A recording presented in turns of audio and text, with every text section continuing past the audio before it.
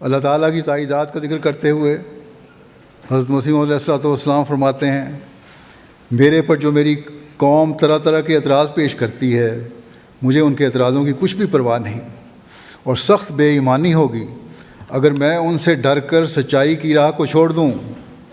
اور خود ان کو سوچنا چاہیے کہ ایک شخص کو خدا نے اپنی طرف سے بصیرت عطا فرمائی ہے اور آپ اس کی راہ دکھلا دی ہے، اور اس کو اپنے مکالمہ اور مخاطبہ سے مشرف فرمایا ہے، اور ہزارہ نشان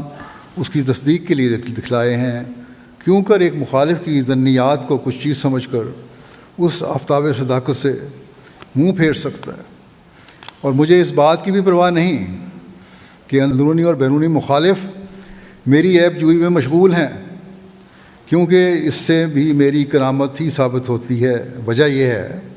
کہ اگر میں ہر قسم کا عیب اپنے اندر رکھتا ہوں اور بقول ان کے میں عہد شکن ہوں اور کذاب اور دجال اور مفتری اور خائن ہوں اور حرام خور ہوں اور قوم میں پھوٹ ڈالنے والا اور فتنہ انگیز ہوں اور فاسق اور فاجر ہوں اور خدا پر قریباً 30 برس سے افتراء کرنے والا ہوں اور نیکوں اور اسبادوں کو گالیاں دینے والا ہوں، اور میری روح میں بجز شرارت اور بدی اور بدکاری اور نفس پرستی کے اور کچھ نہیں، اور محض دنیا کے ٹھگنے کے لیے میں نے یہ ایک دکان بنائی ہے، اور نعوذ باللہ بقول ان کے میرا خدا پر بھی ایمان نہیں، اور دنیا کا کوئی عیب نہیں جو مجھ میں نہیں، مگر باوجود ان تمام باتوں کے جو تمام دنیا کے عیب مجھ میں موجود ہیں، اور ہر ایک قسم کا ظلم میرے نفس میں بھرا ہوا ہے، اور بہتوں کے میں نے بے جا طور پر مال کھا لیے، اور بہتوں کو میں نے جو فرشتوں کی طرح پاک تھے، نام نہاد لوگ جو نیک سمجھتے ہیں اپنے آپ کو، یہ نہیں کہ پاک تھے حقیقت میں، بلکہ سمجھتے تھے اپنے آپ کو فرشتوں کی طرح پاک،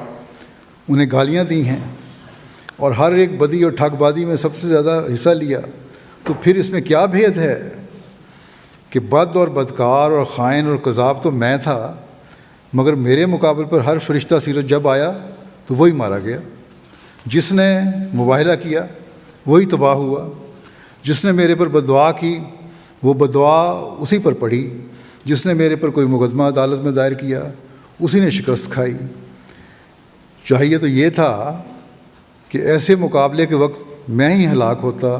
میرے پر ہی بجلی پڑتی، بلکہ کسی کے مقابلے پر کھڑے ہونے کی ضرورت بھی نہ تھی، کیونکہ مجرم کا خود خدا دشمن ہے۔ پس برائے خدا سوچو کہ یہ الٹا اثر کیوں ظاہر ہوا، کیوں میرے مقابل پر نیک مارے گئے، اور ہر ایک مقابلے میں خدا نے مجھے بچایا۔ کیا اس یعنی نیک مارے گئے سے مراد ہے وہ نام نہاد نیک، اور ہر ایک مقابلے میں خدا نے مجھے بچایا، کیا اس سے میری کرامت ثابت نہیں ہوتی؟